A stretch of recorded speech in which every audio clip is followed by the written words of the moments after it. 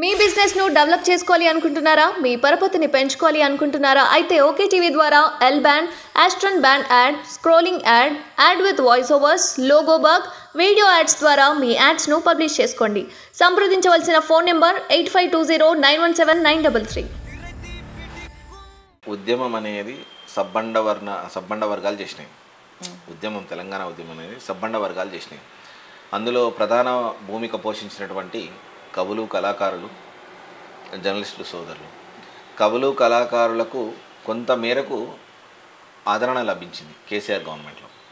ఇప్పటి వరకు ఒక జర్నలిస్ట్ అనేవాడు కేసీఆర్ దృష్టిలో ఒక రాక్షసునిలాగానే కనిపిస్తున్నాడు. ఈ జర్నలిస్టులు లేకుంటే ఉద్యమం అనేది ప్రపంచానికి తెలుస్తుండేనా? ఆయన జర్నలిస్టులు లేకుంటే కేసీఆర్ బతికేవాడా? ఒక్క మాటలో మీరు చెప్పండి కొంచెం. ఇప్పటి వరకు దాదాపు 9 సంవత్సరాల కాలంలో న్యాయబద్ధమైనటువంటి ఇళ్ల స్థలాలు ఇప్పటికి కూడా ఏ ఒక్క జర్నలిస్ట్కి కూడా రాలే. చంద్రబాబు నాయుడు పీరియడ్లో ఉన్నప్పుడు, చంద్రబాబు నాయుడు ఇక్కడ ఉన్నప్పుడు ఆయన జర్నలిస్టులను ఆయన గౌరవం ఇచ్చేవారు, ఎట్లా ఇచ్చేవారు అనేది కూడా మనం చూసినాం. టీడీపీలో ఒక సముచిత న్యాయం ఉంటుంది, జర్నలిస్టులకు ఒక సముచిత స్థానం అనేది ఉంటుంది. ఎన్టీఆర్ ట్రస్ట్ భవన్ అయినా అక్కడ మంచిగా ఆదరించి కూర్చోబెట్టి ఒక అతిథిలాగా చూసుకునేవాళ్ళు. ఇక్కడ ఇంతకుముందు బ్యారికేడ్ల అవతల ఒక బిచ్చగాళ్ళ టైపులో జర్నలిస్టులను కేసీఆర్ చూసిండు, మనం కూడా చూసినాం అది. సో ఈ ధోరణి, ఈ దొరల పాలన ఇది ఎంతవరకు కరెక్ట్ అంటారు? జర్నలిస్టులకు ఇచ్చే స్థానంలో అసలు ఏమీ లేదు, గౌరవం అనేదే లేదు, మర్యాదలు అనేది లేదు. ఎట్లా మాట్లాడతాడో మీరు చూసిర్రు. ఐబిఎన్ రాహుల్ అన్నను, ఆయన చాలా సీనియర్ జర్నలిస్ట్ పాపం, ఆయనతో ఎట్లా బిహేవ్ చేసిండో మీరు కూడా చూసిర్రు. అది ఎంతవరకు కరెక్ట్ అంటారు? ఆయన జర్నలిస్టులకు అనేది విలువ ఇవ్వకపోవడం అనేది అది నిజమే, కానీ అందరికి మనం గమనించిన విషయం. కానీ ఇచ్చింది ఎవరికండి? కవులు, కళాకారులకు కూడా ఇవ్వలేదండి. కొంతమంది కంటే ఆయన భజన చేసే వాళ్ళకే. కానీ ఇప్పుడు కోదండరామ గారిని ఎక్కడ పెట్టారు? గద్దర్ గారిని ఏం చేశారు? మనం ఆయన చనిపోయిన తర్వాత కూడా వెళ్ళలేదు, చూసారా అండి? అది ఎంతవరకు కరెక్ట్ అంటారు? నేను అవే అడుగుతున్నాను. ఇప్పుడు నేను నెక్స్ట్ క్వశ్చన్ అదే ఉండే, మీరు చెప్పేస్తారు, చెప్పండి. అది ఎంతవరకు కరెక్ట్? అదేనండి, చనిపోయిన తర్వాత మళ్ళా కూడా వాళ్ళు అసలు వెళ్ళటానికి అంతే దొరల పాలన, మేము దొర కింద, వాళ్ళ బిహేవియర్ అలాగే అనిపించింది. ఈ ఎవరికి కూడా అవసరానికి వాడుకోవటం, వదిలేయటం అనేది కేసీఆర్ గారు ఉద్యమంలో ఆయనతో కలిసి నడిచిన వాళ్ళని అందరినీ కూడా విస్మరించారు. ఆ రోజు జర్నలిస్టులు లేకపోతే ఈ పార్టీ ఉండేదా తెలంగాణలో? టీఆర్ఎస్ కానీ బీఆర్ఎస్ అని పెట్టుకున్న తర్వాత అయినా కానీ ఎక్కడ ఉండేదండి? వాళ్ళకి ఇవ్వాల్సిన స్థానం ఇవ్వలేదు.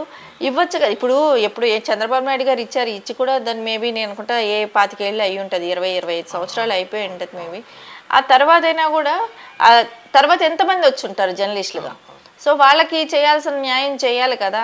ఇన్ని భూములు అమ్ముకున్నాడు, ప్రభుత్వ భూములు, వాళ్ళకి ఇవ్వాల్సిన. గోపనపల్లిలో జర్నలిస్టులకు ఇస్తానటువంటి స్థలం గోపనపల్లిలో అది కూడా సేల్ చేసేసిండ్రు వాళ్ళు.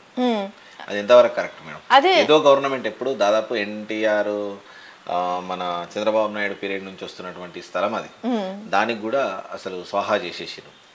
అదే ఉన్న భూములన్నీ అమ్ముకోవటం, ఎవరికి ఇవ్వకపోవటం, జర్నలిస్టులను కూడా గుర్తించకపోవటం అనేది బాధాకరమైన విషయమేనండి. ఉన్న భూములు పంచుండొచ్చు కదా. నేనేమంటున్నా మాత్రం, అక్కడ కేటాయించినటువంటి స్థలం, జర్నలిస్టులకు కేటాయించినటువంటి స్థలం, అది కూడా ఆయనే స్వాహా చేసేసిండి అని చెప్తున్నాను. గోపనపల్లిలో మీకు అడ్రస్తో సహా చెప్పిన, గోపనపల్లిలో జర్నలిస్టులకు ఇవ్వాల్సిన స్థలం అది కూడా స్వాహా చేసేసింది. దొరల పాలన నడిపించారు. హెచ్ఎండిఏ భూములు వేలంలోనూ భారీ అవినీతి, ఏసీబీ విచారణలో వెలుగులోకి అక్రమాలు.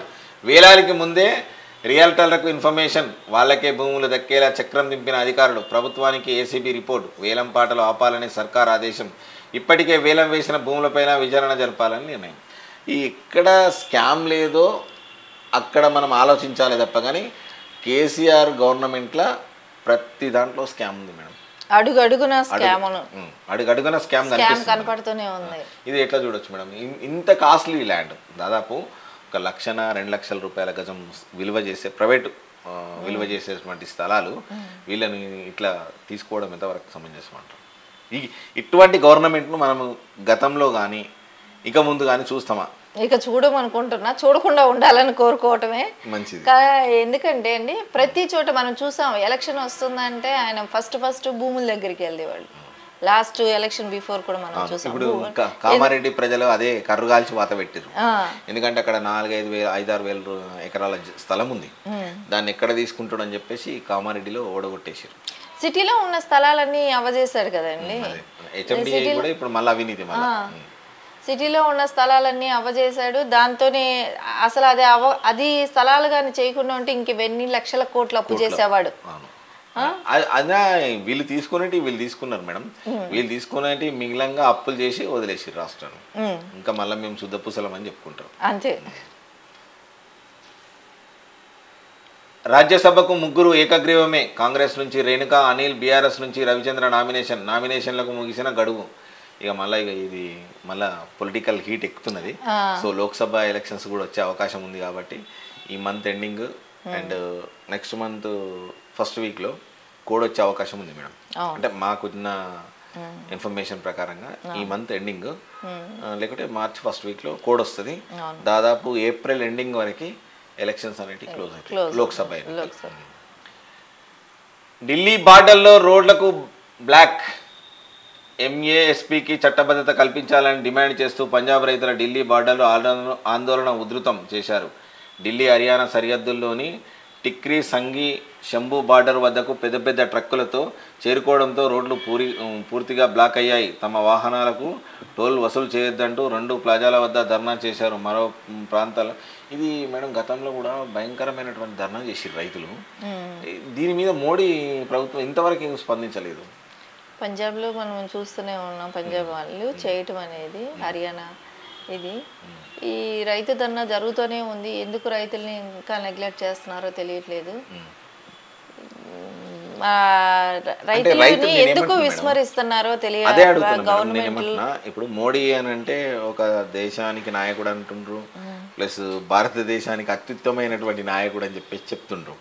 సో అటువంటి వ్యక్తి, రైతుల పక్షాన ఉండాల్సినటువంటి వ్యక్తి ఈ పంజాబ్లో ఇంతకుముందు జరిగినటువంటి ధర్నా, ఇప్పుడు జరుగుతున్నటువంటి ధర్నా పైన బీజేపీ ప్రభుత్వం ఎక్కడ కూడా స్పందించట్లేదు. వాళ్ళ స్టేట్లో గవర్నమెంట్స్ ఉన్న చోట చూసుకుంటున్నారే కానీ మిగతా స్టేట్లను వాళ్ళు నెగ్లెక్ట్ చేస్తున్నారు కదా. గవర్నమెంట్కి సంబంధించిన ఇది అని చెప్పేసి. కానీ వీళ్ళు ఒక జాతీయ పార్టీ వాళ్ళు, ఆయన బీజేపీకి అతనే ఓ ప్రధానిగా ఉన్నారు అనేది కూడా వాళ్ళు మర్చిపోతున్నారో ఏంటో తెలియట్లేదు. కానీ రైతుల్ని మటుకు విస్మరించడం అనేది మన దేశానికి మంచిది కాదు.